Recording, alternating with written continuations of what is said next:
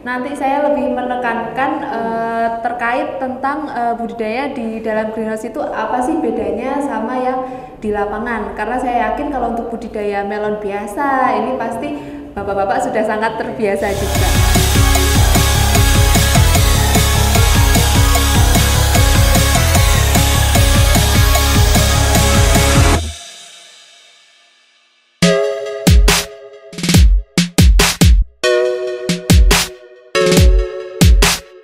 Nah, berikutnya yang pertama ini untuk syarat tumbuh yang seperti yang sudah kita ketahui, untuk kelembaban di dalam greenhouse itu minimal di 60%. Jadi nanti bapak-bapak kan akan dapat smart greenhouse ceritanya.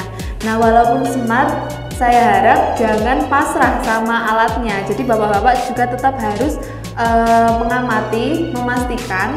Jadi kalau misal sudah disetting misal kelembabannya berapa, nanti bapak-bapak juga harus tetap memantau. Jadi bukan berarti kalau sudah otomatis nanti bapak-bapak jadi sepenuhnya percaya sama alatnya, nggak begitu. Jadi tetap dilakukan controlling begitu.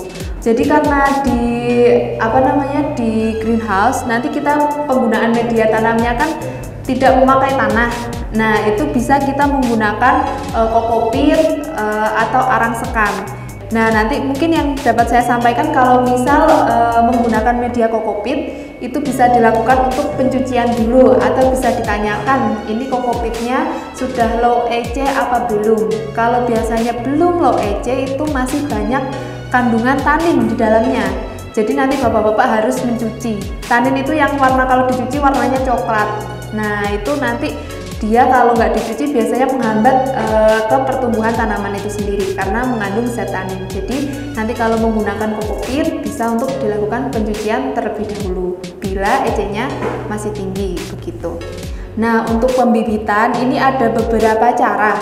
Ada yang melakukan pemeraman dulu seperti gambar yang pertama. Jadi ditaruh di tempat yang lembab dulu. Ada yang pembibitan langsung pakai rock wool.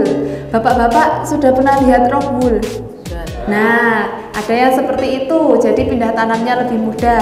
Ada juga yang langsung pakai kokopit. Jadi langsung disemai seperti biasa begitu. Terus ini untuk fase pertumbuhan. Nah, kalau di dalam greenhouse yang harus diperhatikan adalah nanti ketika tanamannya sudah mulai remaja, jadi dia fase vegetatif, dia kan nanti akan tambah panjang.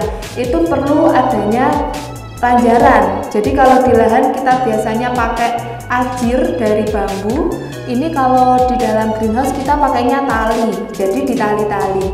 Nah, jadi untuk bioinsektisida sama biosterilisasi kita ada produk organiknya yaitu namanya Decoprima. Jadi Decoprima ini fungsinya sebagai buat fungisida organik sama buat sterilisasi media.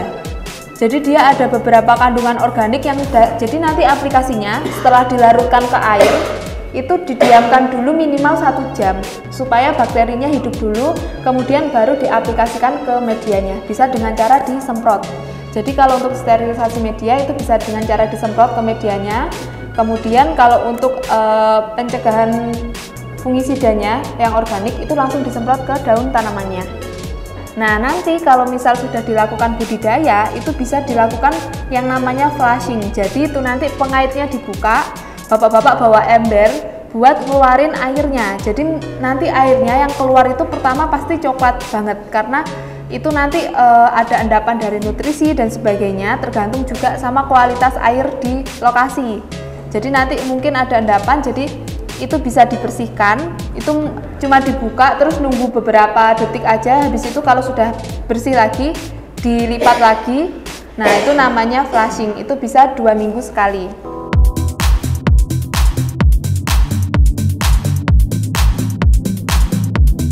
Nah, kalau tandon ini harus diperhatikan untuk perawatan tandonnya. Jadi kalau misal sudah ditanamin melon jangan mager untuk membersihkan tandonnya. Jadi nanti takutnya tuh tandonnya nggak pernah dicuci gitu Bu. Tahu-tahu udah kotor, bawahnya berlumpur seperti itu. Jadi sebagai pelaku hidroponik kita harus aware terkait tentang menjaga kebersihan dari sumber air kita sendiri begitu. Tapi benar kata Pak Ahmad ini, karena pH ini sangat berpengaruh terhadap penyerapan. Jadi ibaratnya kalau EC itu adalah makanannya, porsi makanannya, seberapa banyak kita memberi makan. Jadi kalau masih kecil kita kasih makannya sedikit, tambah besar kita kasih makan banyak, jadi EC-nya tambah tinggi. Nah, kalau si pH ini adalah rasa dari makanan. Jadi kalau pH-nya tidak sesuai, makanannya nggak mau, tanamannya nggak mau makan. Jadi misal pH-nya terlalu rendah, itu nanti ada beberapa unsur mikro yang tidak bisa diserap. Makanya sangat perlu diperhatikan untuk hidroponik itu adalah EC sama pH, jadi dari kualitas air. Jadi airnya itu juga harus dicek sebelum dikasih nutrisi, kira-kira sesuai nggak sih dari kandungannya EC-nya itu berapa, seperti itu.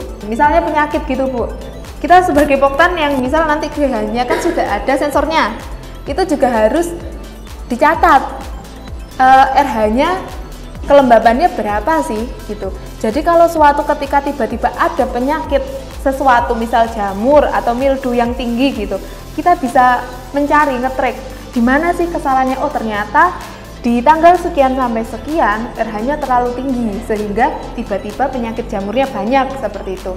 Kalau kita punya data. Terus kalau kita misal mau tahu loh, kenapa kok melon kita nggak manis gitu, kita ada data, oh ternyata pH-nya itu tidak sesuai, oh ternyata EC-nya terlalu rendah di tanggal sekian sampai sekian. Nah itu yang bisa membuat nanti melonnya itu bisa bagus gitu. Jadi sebagai poktan kita, kan ini poktannya modern ya Bu, karena datanya sudah ada, jadi kita jangan mager, istilahnya karena anak sekarang mager gitu, nggak mau untuk mencatat sekiranya gitu.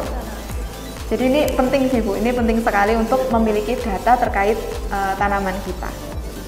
Terus ini yang terakhir, ini terkait perawatan drip. Jadi nanti kan kita kan pakai saluran-saluran, netes-netes gitu airnya. Nanti biasanya itu cenderung kita takutnya, oh kalau di sini airnya asam sudah ya. Kalau di beberapa lokasi itu kan basah, jadi ada kandungan kapur. Mereka tuh takut kalau terjadi penyumbatan gitu. Nah, salah satunya kita bisa lakukan perawatan namanya treatment asam. Jadi setelah selesai tanam semua, sudah dibersihkan tanamannya, itu kita kasih air di tandon sedikit saja, terus kita kasih sampai pH-nya 3. Terus kita nyalakan pompanya, tetap tersirkulasi, itu buat membersihkan kalau misal di dalamnya ada lumut-lumut yang tertinggal. Jadi kita kasih asamnya sampai pH-nya 3, jadi itu sangat asam.